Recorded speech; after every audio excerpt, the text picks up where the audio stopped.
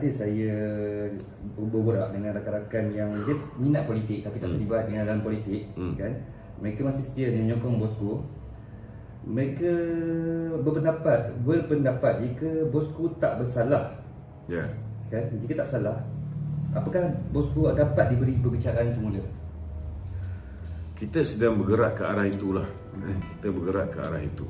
Kita nak pastikan bahawa Dato' Seri Najib bukan setakat boleh mendapat pengampunan, tetapi kita harap Dato' Seri Najib juga diberikan keadilan. Tapi keadilan dalam konteks negara ni, Dato' Seri Najib sudah pun dihadapkan ke muka pengadilan, baik di Mahkamah Tinggi, Mahkamah Rayuan, Mahkamah Persekutuan, dan dia dah buat semakan kehakiman, kan? So benda ni gagal untuk dapat keadilan, dan akhirnya dia didapati bersalah. Sedangkan kalau misalnya orang seperti Hakim Nazlan yang terang-terang ada konflik of interest dihadapkan ke muka pengadilan, dia ada dua kaedah. Sama ada ketua hakim negara mengambil tindakan disiplin ke atas Nazlan yang telah pun dicadangkan oleh SPRM untuk didakwa ataupun diambil tindakan tata tertib disebabkan beliau telah melanggar Kod Tata Etika Hakim 2009 Seksyen 8 dalam kurungan 1A, ataupun mungkin Peguam Negara boleh melakukan pendakwaan ke atas Hakim Nazlan di bawah Seksyen 220 Kanun Kesiksaan kerana telah menjatuhkan hukuman tidak bersandarkan undang-undang.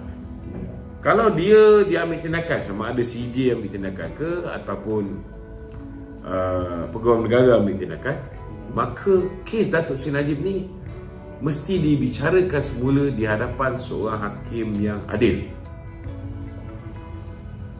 Maknanya apa yang dah lepas ni null and void. So Dato' Seri Najib akan ada peluang sekali lagi untuk mendapat keadilan melalui proses mahkamah. Jadi tak perlulah nak tunggu dia dapat pengampunan. Sebab nak dapat pengampunan pun, kita lihat kenyataan yang dikeluarkan oleh Setiausaha Majlis Pengampunan. Setiausaha Majlis Pengampunan mengatakan bila tiba masa yang sesuai dan bila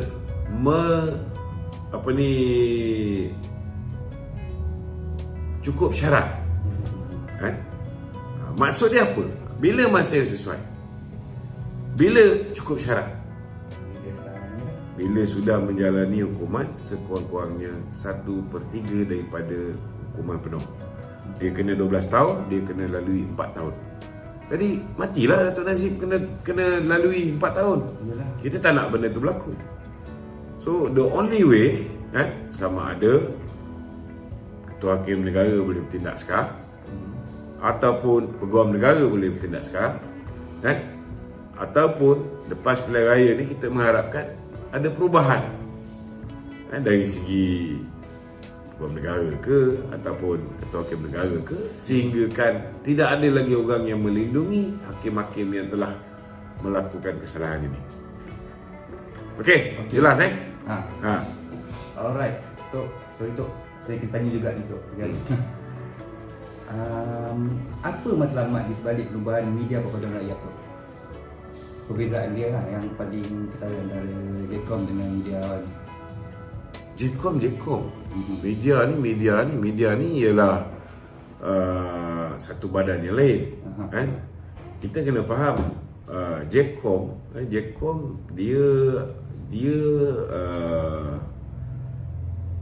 dia dipanggil apa ni, Jabatan Komuniti, Jabatan Komunikasi Komuniti, Jcom, Jabatan Komunikasi Komuniti, tak silap saya.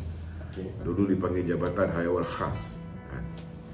Masa Jabatan Hayawal Khas, kita mengambil pekerja-pekerja di kalangan ahli-ahli politik atas cadangan daripada ketua-ketua UMNO bahagian, wakil-wakil ketua-ketua MIC, MCA bahagian untuk kawasan-kawasan yang dikuasai, yang ditandingi oleh ni, supaya kita boleh faham denyut nadi rakyat itu, apa yang feedback yang Akaumbi bagi melalui JKOM ni, daripada melalui jasa.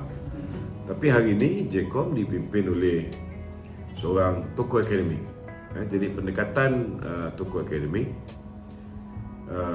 pendekatan Dr. Agus ialah dia tak nak jadikan JKOM ini sebagai alat propaganda parti politik. Jadi tugas dan tanggungjawab JKOM hari ini lebih kepada menerangkan tentang polisi dan dasar-dasar negara, kan? Itu sebab dia sekarang ni dia masuk ke universiti-universiti, dia berjumpa dengan student-student, dia bawa menteri-menteri kabinet kita untuk berjumpa dengan student, memberikan kefahaman dengan pelajar-pelajar kita. Ini okey lah. Ini peranan yang dimainkan oleh JKOM. Lebih pada penerangan, kepada menjawab isu kerajaan juga dimainkan. Macam dulu kita di dalam jasa kita ada cyber troopers dan sebagainya. Hampir semua sekali kita punya pegawai jasa di setiap DUN ada, di setiap parlimen ada. Sekarang ni pegawai jasa, pegawai JKOM pun tidak ada di setiap parlimen. Malah mereka tidak ada pejabat negeri pun. Mereka ada pejabat mengikut zon. Dulu kita jasa ni setiap bahagian, setiap parlimen ada. DUN pun ada. So memang tak sama, kan? Media perpaduan ini ialah kita nak selaraskan. Kita nak selaraskan. Contohnya sekarang ni bila wujud media perpaduan ini, semua media parti politik akan duduk di bawah media perpaduan.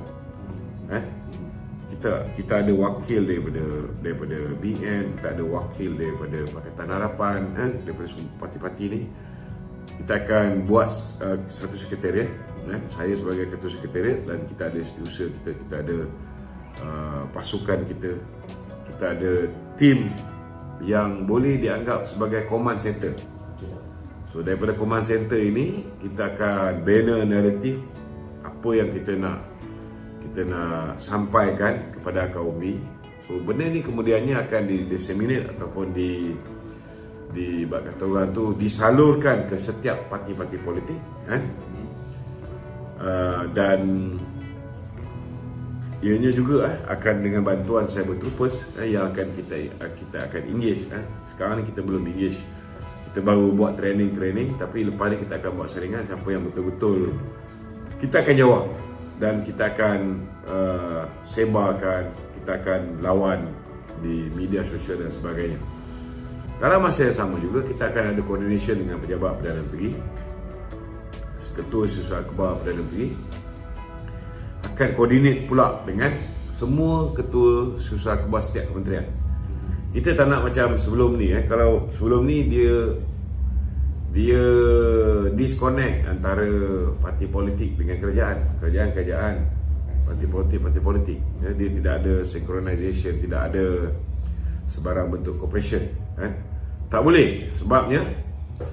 Sebabnya jatuh bangun kerajaan ini bukan hanya kaki tangan kerajaan yang menentukannya.